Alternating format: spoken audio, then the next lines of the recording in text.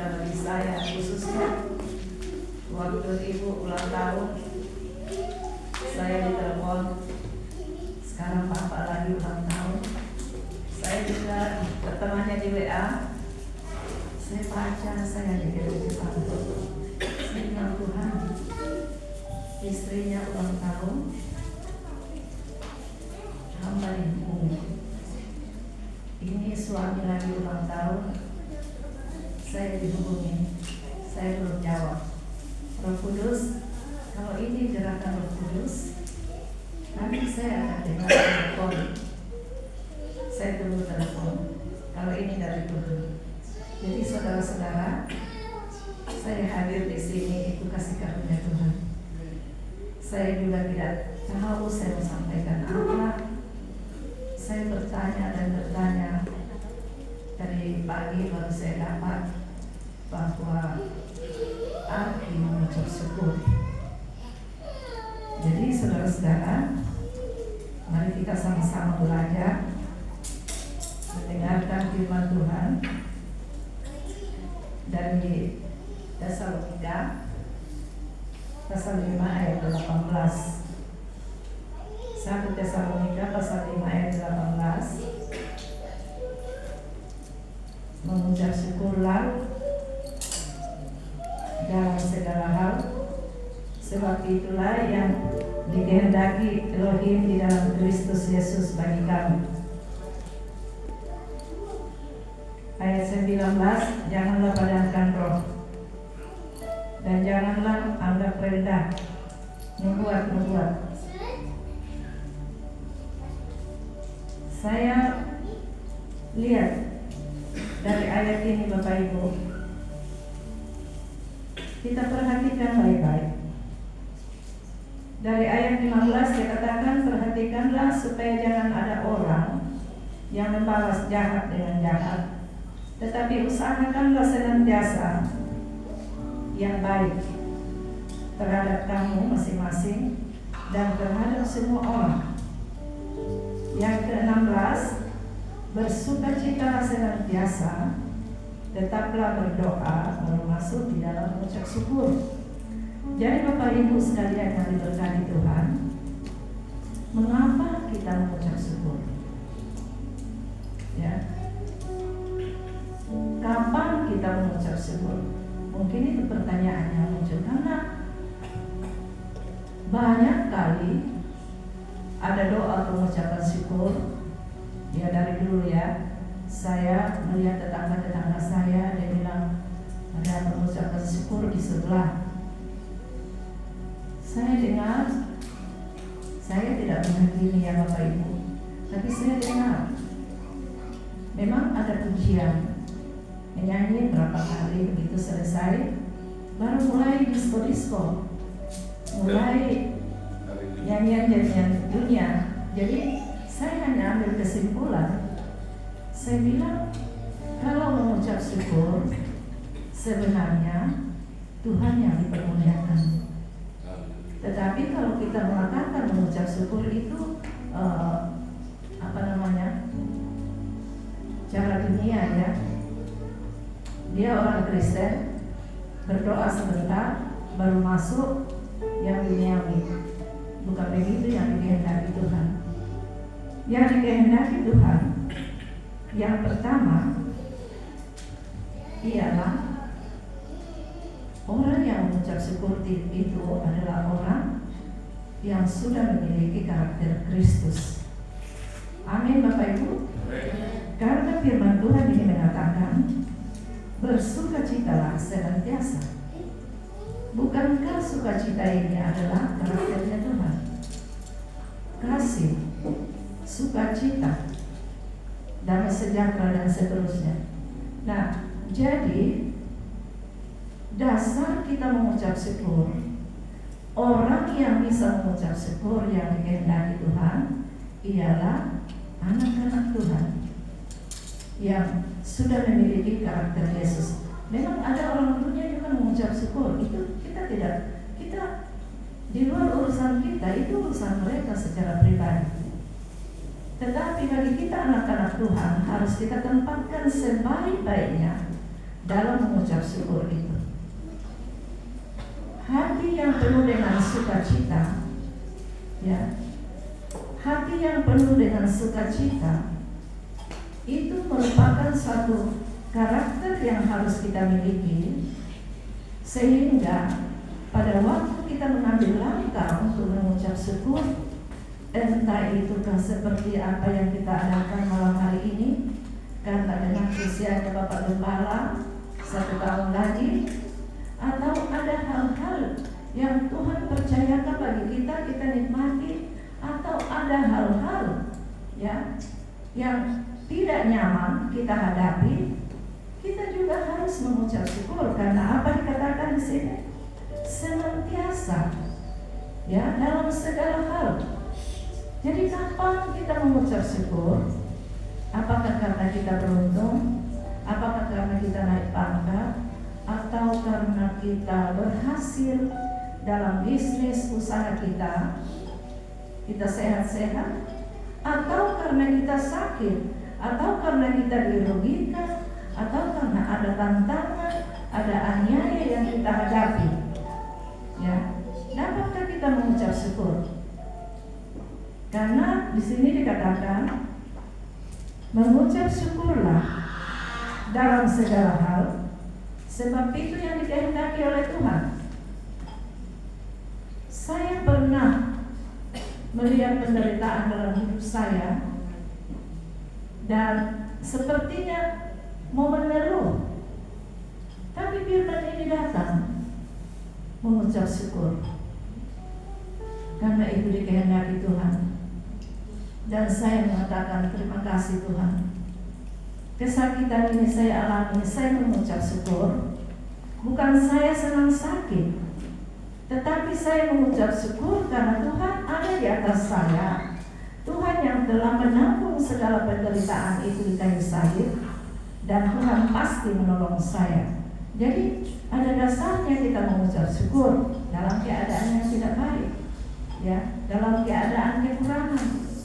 Kita dapat mengucap syukur, bukan bersungut, ya. Kalau misalnya kita ibu-ibu tidak ada uang lagi, anak-anak mungkin rewel, bapak lagi mungkin bertanya-tanya, langsung kita bentak. Jangan, itu salah. Satu kali peristiwa terjadi dalam hidup saya. Suami saya kalau terima gaji, semua amplop datang di tangan saya, dan kami dua pegang amplop itu, kami angkat di hadapan Tuhan dengan mengucap syukur. Nah, setelah itu kami keluarkan perpuluhan, lalu kami doa lagi, berkat 5 ketul roti dan 2 ekor ikan, Tuhan lipat gandakan juga di uang ini supaya cukup 1 bulan. Tapi ya seperti itulah ya saudara. Nah, akhirnya saya tidak punya uang lagi untuk beli beras. Saya bilang sama Tuhan, Bapak, uang saya sudah habis. Saya harus menyediakan makanan buat suami dan anak-anak saya. Saya bersyukur Bapak mengetahui itu bahwa kami butuh makan dan minum. Saya ke kantor. Saya tunggu-tunggu mungkin adakah berkat ini. Tidak ada suara. Nah, jadi saya terus berdoa. Ini detik demi detik saya perhatikan. Sedikit lagi anakku pulang sekolah dan saya harus ada di rumah. Saya pulang ke rumah mendahului mereka, dan saya berdoa. Saya bilang, Tuhan, ini jam sudah anak-anak sudah mau pulang Bapak. Tapi saya percaya, saya mengucap syukur karena Bapak yang menyediakan semua yang kami perlu. Akhirnya saya ganti pakaian dinas, saya jalan ke belakang, dan saya buang pandangan mata saya ke kebun. Ada satu pohon keladi yang subur sekali. Suami saya itu rajin, dia suka timbul dengan pohon keladi itu dengan tanah. Dan pada hari itu jadi berkat yang luar biasa bagi kami. Saya pergi coba-coba, saya goyang-goyang, tidak ada tanda-tanda bahwa ada beras yang mau datang. Ini ada, pokoknya tidak ada tanda-tanda saya mau masak nasi. Saya goyang-goyang geladi itu, ternyata banyak sekali isinya.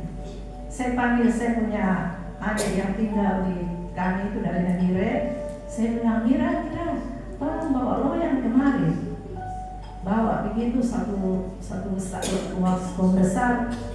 Mira, hari ini kita bikin kolak ya. Dia bilang, oh iya Kak. Aduh enak sekali ini lagi. Dia tidak tahu kalau kakaknya ini tidak punya uang dan beras kami tidak ada. Akhirnya kupas keladi ini dan kami masak. Puji Tuhan juga ada gula merah sedikit.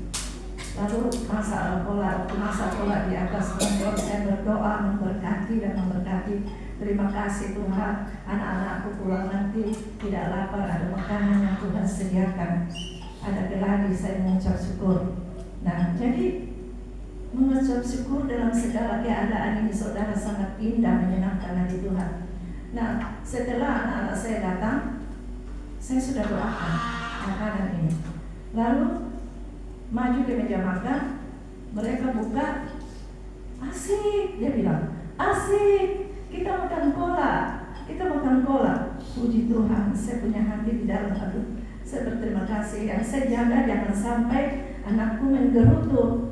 Kenapa kita makan cola? Kenapa tidak ini? Itu yang saya jaga. Selesai, saya ambil buat suami saya dan saya juga doakan supaya suami saya datang dan tidak bertanya-tanya. Nah, jadi akhirnya saya tunggu suami datang. Dia datang, saya kawal dia di meja. Dan begitu dia buka makanan yang saya sudah doakan ini, dia katakan, aduh puji Tuhan, kita makan cola. Aduh sudah, saya lega sudah. Terima kasih Tuhan Yesus, terima kasih. Ya, nah akhirnya sedang makan ini kesaksian yang luar biasa buat saya. Sedang makan, baru dia cerita pengalamannya di kantor.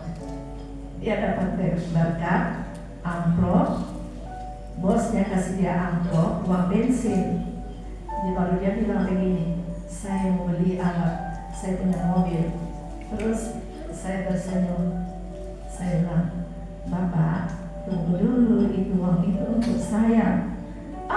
Kau ini kalau ada uang sedikit kau memperhatikan saja. Saya bilang, iya Bapak tahu kenapa kita hari ini makan cola. Tuhan sediakan kita geladi untuk saya makan cola. Kita makan cola karena uang saya untuk beli beras sudah habis, beras kita habis, uang saya juga sudah habis.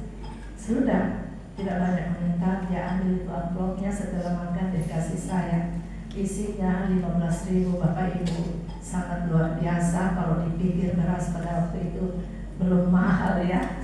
Jadi ada jawaban kalau kita mengucap syukur dalam keadaan tidak ada kemungkinan untuk kita dapat sesuatu, tapi ada ucapan syukur naik ke hadapan Tuhan di sorga. Sorga bekerja Bapak Ibu. Nah, jadi ini luar biasa ya. Saya saksikan di mana-mana kalau saya bercerita sama orang yang mengeluh susah. Saya bilang belajar mengucap syukur, jangan menggerutu. Lawan mengucap syukur itu ialah bersungguh-sungguh, ya, tidak tahu berterima kasih, tidak tahu mengandalkan Tuhan. Nah itu saudara-saudara, sukacita, ya, sukacita itu sangat disenangi Tuhan, karena itu karakternya Tuhan, karena itu sifatnya Tuhan. Kalau saudara dan saya kita menghidupi Tuhan di sorga, tidak akan tinggal diam melihat kita anak-anaknya di bumi ini. Dia tahu bahwa kita membutuhkan pertolongannya. Ya, saya pernah melihat satu kali peristiwa burung pipit yang kecil mandi dengan sukacita di depan kantor saya, dan saya punya gerimis, saya pulang, dia sukacita sekali di situ, berenang, dan saya lewat, saya bilang begini, burung pipit, kau sangat kecil, tapi kau sangat bersukacita, karena Kau disayang Tuhan. Firman Tuhan bilang, burung pipit yang kecil sekalipun dia tidak menabur, tidak menuai, tetapi tidak ada satu ekor yang jatuh mati karena kelaparan. Apalagi saya karena saya dan anak-anak saya dan banyak orang membuat sorga ditinggalkan oleh Tuhan, dan Dia datang mencari kami orang berdosa. Pasti kami lebih lagi pelihara daripada burung pipit ini. Jadi Bapak Ibu sekalian, apapun pergumulan kita, persoalan kita, andalkan Tuhan. Yang berikutnya, kapan kita mengucap syukur? Ya, tadi saya sudah katakan, kapan kita mengucap syukur? Dalam segala hal. Bukan hanya karena banyak uang, bukan hanya karena kita sehat-sehat, bukan karena kita tidak ada masalah, tetapi dalam kondisi keadaan tidak nyaman pun kita harus mengucap syukur. Saya mengajar satu pasien yang saya layani, katanya saraf terjepit dan dia tergeletak saja di tempat tidur begitu. Saya mengajar dia, saya bilang, Dek, kau belajar mengucap syukur ya kepada Tuhan, karena itu yang dikehendaki Tuhan. Dalam kondisi bukan karena waktu kau banyak uang, kau selalu mengucap syukur. Ya, terima kasih sama Tuhan. Sekarang kondisimu begini, Dek, kau belajar mengucap syukur. Dia bilang, iya Mama. Nah, saya kalau telepon sekarang sudah lain ucapannya. Dia bilang begini, saya bilang, bagaimana saya kabar? Dia bilang, selalu baik, Tuhan itu selalu baik, kita selalu bersyukur kepadanya. Saya bilang, kau tunggu saja waktunya, Dia akan membangunkanmu dari ranjang kesakitanmu, karena imanmu Dia lihat, ya, Dia perhatikan bagaimana kau memuliakan Tuhan dalam kondisi yang kau alami. Dia bilang begini, amin Mama, amin. Jadi saudara-saudara, mengucap syukur senantiasa ini, kita menyatakan sukacita kita di hadapan Tuhan. Kita menyatakan sukacita kita di hadapan Tuhan sebagai milik Tuhan. Kita milik Tuhan, kita memiliki karakternya Yesus. Karakter Yesus salah satunya ialah yang selalu bersukacita itu. Senantiasa, kita bersukacita senantiasa. Yang berikutnya, kita tetap berdoa dan tekun di dalam doa itu, bukan putus-putus. Bukan hanya hari ini, besok kita mulai bersungut lagi, tidak. Terus meneruslah mengucap syukur. Berarti kita memiliki keintiman dengan Tuhan. Kita memiliki keakraban dengan Tuhan. Jangan kita membuat Tuhan sedih melihat kita waktu kita mulai bersungut, waktu kita mulai ngomel. Bukankah Dia katakan Dia sanggup menyediakan, Dia sanggup mencukupkan, Dia sanggup memberikan lebih daripada yang kita butuhkan. Pada waktu kita berdoa, Dia jawab doa kita lebih daripada yang kita doakan. Dahsyat sekali kita punya Tuhan, Bapak Ibu dan saudara-saudara sekalian. Ya, dalam segala keadaan, situasi apapun. Saya ingat Pak Suhanda, waktu tadi Ibu bicara sama saya, dia bilang, Pak Suhanda ulang tahun. Saya baca WA-nya, saya ingat Pak Suhanda pernah di ada orang mabuk yang pangkas jarinya. Tetapi saya perhatikan Pak Suhanda mendoakan, ya, ada ucapan syukur. Itu yang sangat-sangat susah, ya, mahal. Kasih yang seperti itu, saudara, itu kasih Yesus yang ditampilkan oleh kita anak-anaknya. Kita diejek, kita dikata-katai, kita memberkati. Itu yang Tuhan kehendaki. Nah, jadi Bapak Ibu sekalian, mari kita menjadi pelaku firman, ya, di dalam segala situasi keadaan apapun yang kita hadapi. Firman Tuhan katakan, Tuhanku sanggup mencukupkan segala keperluanku di dalam menurut kekayaannya di dalam Kristus Yesus Tuhan. Satu kesaksian saya sampaikan waktu masa-masa corona, Bapak Ibu, ya. Saya punya babi di kandang, ada mungkin 10 ekor, ya, waktu itu kurang lebih. Nah, ada anak laki-laki satu yang suka datang potong babi kalau babi saya mau dijual. Setiap pagi pulang dari kantornya dia lewat. Dia bilang begini, "Mama, babi banyak sekali dibiak. Tidak ada pembeli babi, corona ini." Saya bilang, "Tenang saja, nanti Tuhan Yesus kirim pembelinya buat babinya Mama." Dia bilang, "Betul, Ma. Sudah tiap besok lagi datang."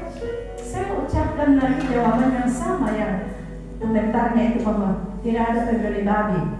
Banyak sekali babi, kapal pesawat tidak ada." Saya bilang, "Tunggu, Tuhan kirimkan saya pembeli, saya punya babi." Sudah pergi lagi.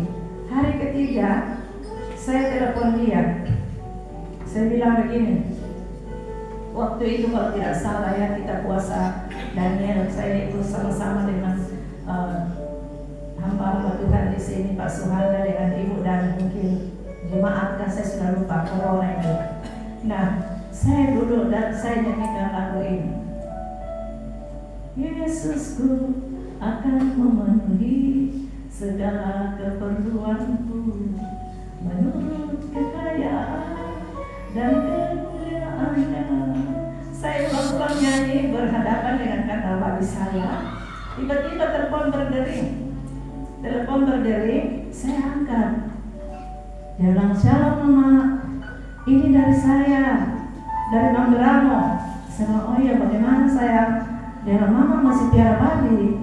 Saya bilang, "Oh iya nak." Dia bilang, "Mama, bisakah saya lihat, bisakah divideokan?" Ini Mama kasih tunjuk saya ya babinya. Sudah, saya kasih tunjuk semua. Dan singkat kesaksian Bapak Ibu, laku semua hari itu. Luar biasa, laku semua. Dia bilang, "Berapa harganya Mak?" Ada yang sampai 8 juta, dia tawar kalau tidak salah 7,5 juta kan. Pokoknya macam-macam harga. Terus yang bilang, yang bawa kabar bahwa tidak ada pembeli babi, saya telepon malam. Saya bilang, "Martin, pulang kantor besok, kau singgah di Mama kau bikinkan saya kandang." Dia bilang, "Kandang apa Mak?" Saya bilang, "Babinya Mama laku semua." Mama ini main-main, ini masih parah-parahnya corona, ya, masih parah corona. Dia bilang, "Mama ini main-main." Saya bilang, "Kapan saya bicara yang tidak benar sama kamu? Selalu saya berbicara apa adanya." Nah, saya bilang, "Kau datang pagi-pagi, saya sudah siapkan uang." Saya bilang, "Ini kau pergi beli balok-balok sekian, baru kau datang bawa." "Mama, babi kau dikirim kemana?" Saya bilang, "ke Mamberamo." "Berapa ekor?" Saya bilang, "Semua di kandang kosong." Dia bilang, "Mama ini kalau berdoa Saya bilang, "Makanya saya bilang, kau bertobat supaya kalau kau berdoa Tuhan jawab. Jangan bertobat kalau tidak melimpin dengan Tuhan, susah. Karena yang menghalangi pertolongan Tuhan itu bukan dari surga tidak mau tolong kita, tapi dosa kita yang menghalangi bertobat sungguh-sungguh." Dia bilang begini, Mama. Jadi dia yang saya suruh antar ke kapal itu babi. Jadi saudara-saudara, dalam kondisi yang tidak ada harapan pun, kalau kita mengandalkan Tuhan, selalu ada jawaban. Nah, yang berikutnya saudara, keperluan kita ya, saya sudah sampaikan keperluan kita ini. Nah, yang berikutnya di dalam Kolose 3 ayat 15 sampai 16, dia katakan begini, "Hendaklah damai sejahtera Tuhan itu," ya. Nanti silakan kalau ada Bapak yang dapat silakan dibaca. Kolose pasal 3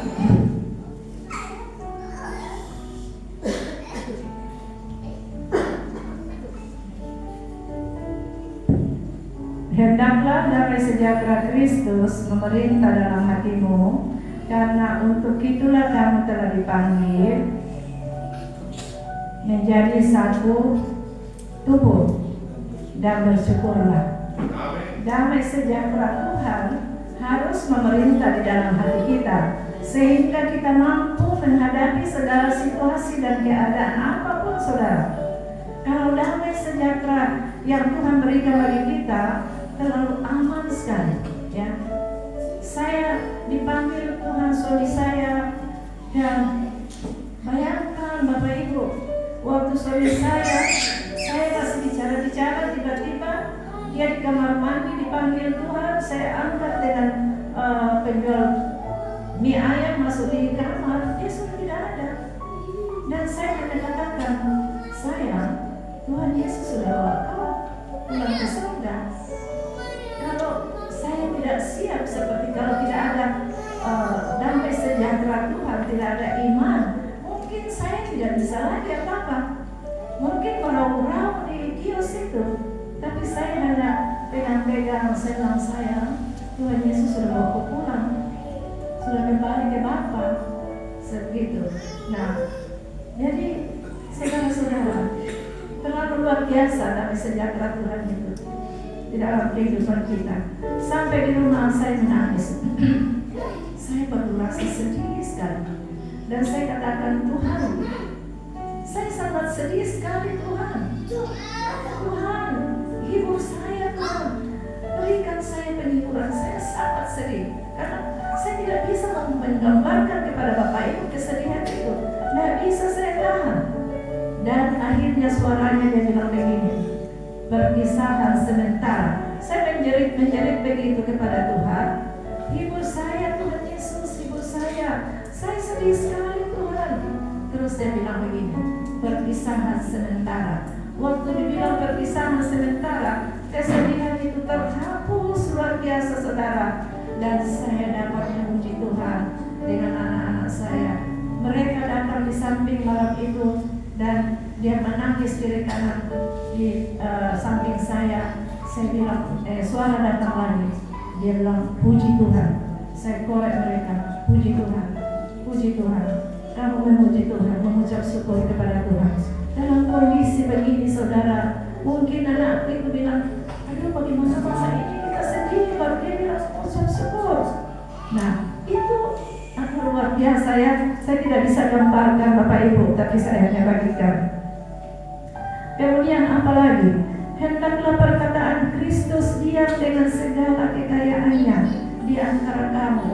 Perkataan Kristus itu, saudara, ya, bukan hanya perkataan saja yang kosong, tidak hampa, tapi perkataan Kristus itu adalah perkataan yang penuh kuasa. Dia sanggup mengadakan yang tidak ada menjadi ada. Ya, saudara-saudara, kalau kita sakit misalnya, kita ucapkan berulang-ulang, dari luka-luka Tuhanku mengalir kesembuhan bagiku. Dari luka-luka Tuhanku aku menerima kesembuhan. Ulang-ulangi. Apakah yang punya virus di sorga itu tidak akan bertindak menyembuhkan kita, saudara? Kita tidak akan dikecewakan. Kita akan menikmati kekayaan di dalam perkataannya. Dia bilang begini, usir setan demi namaku. Itu usir setan itu perintah. Jadi kalau kita katakan dalam nama Tuhan Yesus, saya perintahkan engkau setan keluar daripadaku, tidak boleh engkau mengganggu saya. Nah, kalau kita tidak bimbang, ya Bapak Ibu, itu setan pasti lari. Tapi kalau kita bimbang, pertama dulu saya belajar mengusir setan, baru saya mulai bertobat. Saya semangat ya mengusir setan, karena kita diberi kuasa ini. Anakku sakit, saya pulang persekutuan. Saya punya anak sakit dan kami makan. Mama, saya panas. Saya doakan dalam nama Yesus, roh yang membuat anak saya ini panas, sakit, saya perintahkan kau keluar daripada anakku. Apa yang terjadi Bapak Ibu? Saya punya kepala besar, ya. Saya punya kepala besar dan merinding. Tapi saya ulangi lagi, masih besar kepala saya. Saya ulangi lagi, baru mulai kempes. Baru saya bilang sama ibu pendeta itu, dia bilang begini, ketawa ya. Dia bilang, oh ibu pasang, itu dia tes ibu pasang. Apakah ibu pasang usir dia dengan serius? atau ibu pasang kalah, tapi ibu pasang menang. Jadi dia anak ibu sembuh dan kepala ibu rasa kempes. Jadi saya rasakan seperti itu, saudara-saudara. Saya praktekkan firman. Kemudian apalagi di sini saya tulis Paulus mengucap syukur karena kasih Kristus yang bekerja di dalam jiwa-jiwa yang dilayani. Kita bisa baca di dalam Filemon 1 ayat 4 apa kata Paulus di situ. Ya, di dalam doanya dia selalu mengucap syukur. Hamba Tuhan di sini kalau dia lihat jemaat-jemaat yang mungkin suang-suangkan atau tidak mau serius, dia harus mengucap syukur. Saya mengucap syukur Tuhan, saya tidak bisa membuat jemaat yang saya layani bertobat, tapi jemaat ini adalah milik-Mu Tuhan. Saya mengucap syukur. Saya percaya pasti dia bertobat, pasti kami semua terangkat pada hari pengangkatan. Deklarasikan saja begitu ya Bapak Gembala, supaya jangan kita stres melihat hidup seperti itu. Saya punya doa juga sama seperti itu. Tuhan, saya tidak bisa membuat anak saya bertobat, tapi satu hal yang saya percaya, bahwa Engkau yang menarik saya datang kepada Kristus dan saya diselamatkan. Engkau pun juga akan menarik anak-anak saya datang kepada-Mu Tuhan, dan mereka bertobat dan diselamatkan. Jadi kita tidak punya kemampuan membuat orang lain bertobat. Kita punya tugas hanya menginjil, beritakan Injil dengan kuasa, dan nanti Tuhan yang menarik mereka datang kepada Tuhan. Ya begitu. Jadi Paulus di sini dia bilang ucapan syukur ya kepada Filemon 1 ayat 4. Kalau ada yang dapat ayatnya silakan dibaca.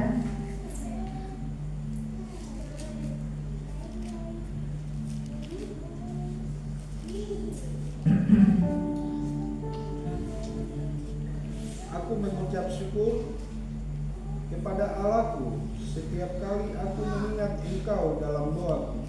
Ya. Karena aku mendengar tentang kasih-Mu kepada semua orang kudus dan tentang iman-Mu kepada Tuhan Yesus. Amin. Jadi mengucap syukur, hamba Tuhan ini mengucap syukur karena dia mendengar pertumbuhan iman daripada jemaat-jemaat yang dilayani. Jadi ada ucapan syukur karena pertobatan jiwa-jiwa yang kita layani, kita bertumbuh sangat-sangat luar biasa. Saya umur saya seperti sekarang ini saudara, sudah besok lagi kalau Desember 75 tahun, tapi saya terus semangat untuk menjangkau jiwa-jiwa. Ya, saya berdoa begini, Tuhan, semua jiwa-jiwa yang ada di kampung-kampung, saya menangis biasa. Tuhan, jangan ada yang hilang Tuhan. Tuhan, saya tidak bisa mendatangi mereka berulang-ulang lagi, tapi saya hanya berdoa, Roh Kudus Engkau ada pada waktu mereka mengundang Engkau masuk dalam hidup mereka. Gembalakan Roh Kudus, jangan ada yang hilang, jangan ada yang tertinggal pada hari pengangkatan. Itu saya punya doa seperti itu. Pengen melihat, saya kalau salah mereka, saya bilang kita ketemu di sorga ya, kita ketemu sama-sama terangkat kepada keawan-awannya di hadapan Tuhan. Saya bicara orang-orang jompo begitu Bapak Ibu. Nah, jadi kita punya sukacita yang menginjil, tapi memang harapan kita supaya mereka semua bertobat, menggembalakan jiwa-jiwa itu. Ada upah, ada mahkota kemuliaan. Gembalakan, rajinlah semua jemaat yang mendengar suara saya di sini, mendengar firman Tuhan. Mari bersemangat, gembalakan satu orang saja. Misalnya satu orang kita cukup gembalakan, dan sampai dia bertobat sungguh-sungguh kita sama-sama terangkat. Tetap kita dapat mahkota kemuliaan. Mahkota kemuliaan itu bagi gembala yang setia menggembalakan. Ya, jadi saudara-saudara, ya mungkin untuk Pak Suhanda saya katakan sabar Pak ya, sabar menggembalakan jiwa-jiwa yang Tuhan percayakan bagi Bapak di sini, sebab upah menanti di tangan gembalakanlah dengan setia. Karena kita kecewa memang, karena kita kecewa, tetapi ada Kristus, ada Yesus di dalam kita, ada Roh Kudus di dalam kita yang menguatkan kita, sabar, menggembalakan mereka dengan lemah lembut, miliki karakter Yesus sungguh-sungguh, supaya dengan karakter Yesus itu mereka dapat dijangkau oleh kasih Yesus. Saya pikir seperti itu yang saya dapat sampaikan. Apa pesan Tuhan bagi kita, ya? Pesan Tuhan bagi kita ialah mari kita andalkan Tuhan sungguh-sungguh dalam mengerjakan pekerjaannya, dalam melayani. Kita mengucap syukur usia yang Tuhan tambahkan bagi Bapak saat ini adalah anugerah Tuhan. Anugerah Tuhan. Saya juga masih berdiri di sini. Itu kasih karunia Tuhan, bukan kemampuan saya.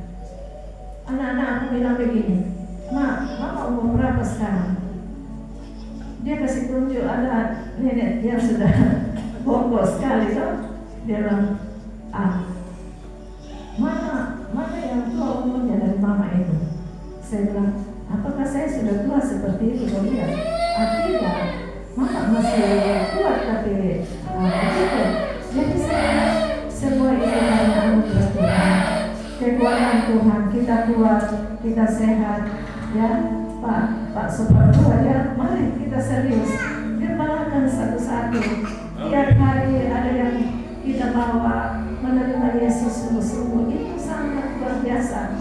Tiap hari kalau ada satu orang kita perkenalkan Yesus, Bapa kita di sorga tersenyum. Apalagi kalau kita sampai berdoa, mendoakan dia terima Yesus, malaikat memuji-muji Tuhan di sorga. Buatlah Tuhan kita selalu bersukacita, saudara-saudara, sebelum dia datang di sorga, di awan-awan, dengarkan kita saleh-salehnya. Kita luput dari kebinasaan, kita luput dari murka. Tidak ada murka yang menimpa kita, ya. Ingat, Tuhan berjanji kita tidak ditetapkan untuk ditimpa murka. Percaya itu Bapak Ibu. Layani anak-anak di dalam rumah masing-masing, termasuk saya. Ada anak saya satu, selalu saya bicara firman. Kalau saya bicara firman, dia pergi. Saya hanya katakan, Roh Kudus, Engkau ada di dalam saya, dan saya berbicara kepada dia, Roh Kudus menjangkau dia milikmu. Saya tidak kecewa, saudara-saudara. Saya hanya percaya, Roh Kudus. Saya katakan, firman-Mu berjanji, satu orang diselamatkan dalam rumah, seisi rumah diselamatkan. Amin. Itu saja saya punya komitmen, saudara. Saya bilang, kalau saya diselamatkan, anak-anakku pasti Tuhan selamatkan. Tuhan tidak pernah lupa. Tuhan Yesus memberkati. Amin. Amin. Amin. Mari kita berdoa. Bapa di sorga, hamba-Mu sudah selesai menyampaikan isi hati-Mu, Tuhan. Roh Kudus, sempurnakan bagi kami semua, baik hamba yang berbicara, saya juga butuh pengajaran daripada Tuhan, maupun semua hamba-hamba-Mu yang duduk mendengar. Kenyangkan kami Tuhan, puaskan kami dengan firman-Mu, supaya hari-hari di mana banyak komentar, banyak isu-isu yang mengatakan tanggal 23 September mendatang ada pengangkatan gereja Tuhan. Tapi aku katakan dalam nama Tuhan Yesus bahwa kapan saja Tuhan datang, firman Tuhan tidak menjelaskan bahwa tanggal sekian, tetapi Engkau berfirman tidak ada yang tahu saat dan waktunya. Bagian kami ialah kami berjaga-jaga, bagian kami ialah kami bertobat sungguh-sungguh, bagian kami ialah kami menghidupi firman Tuhan sungguh-sungguh, kami berdoa sungguh-sungguh, kami belajar firman Tuhan sungguh-sungguh. Terima kasih Bapa, firman-Mu sudah kami dengarkan. Biarlah kami semua yang ada ini punya beban yang sama untuk memberitakan Injil, berita keselamatan kepada semua orang, baik tetangga kami, baik saudara-saudara kami, orang dimanapun yang bisa kami hubungi dengan telepon. Tuhan tolong supaya kami melakukannya. Waktu yang Kau berikan bagi kami adalah kesempatan yang sangat indah, Biarlah Tuhan kami berdoa supaya setiap hari kami membuka mulut kami, setiap hari kami mengangkat jiwa-jiwa di hadapan hadirat-Mu, khususnya pemimpin kami bangsa Indonesia Prabowo. Kami berdoa lawatan Tuhan untuknya. Kami minta pasukan bala tentara surga mengawal dia dalam kondisi yang sedang dihadapi. Dia tidak sendirian, Bapa. Engkau ada mengawal dia, penjaga dari surga yang menyertai dia, Bapa.